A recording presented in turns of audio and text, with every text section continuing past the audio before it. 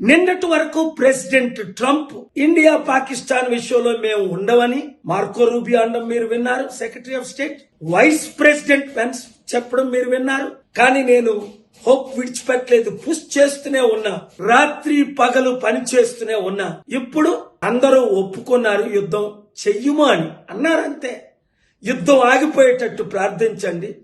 ఇప్పుడు నేను ప్రయాణంలో ఉన్నాను ఈ శాంతి కొరకే. ఇండియన్స్ గమనించండి, యుద్ధం ద్వారా నష్టమే గాని లాభం ఎవరికీ లేదు. ఇన్నోసెంట్ కుటుంబాలు చనిపోతున్నాయి, లక్షల మంది చనిపోతారు, లక్షల కోట్లు లాస్.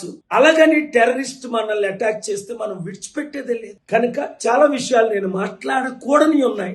శాంతి కొరకు మే 24 శనివారం 6 గంటలకు జిమ్ఖానా గ్రౌండ్స్ లో మీటింగ్. అలాగే ప్రపంచంలో ఉన్న 200 దేశాల్లో చర్చెస్, మార్క్స్, టెంపుల్, మాస్క్స్ అన్నిట్లో మీటింగ్ అవుతున్నాయి.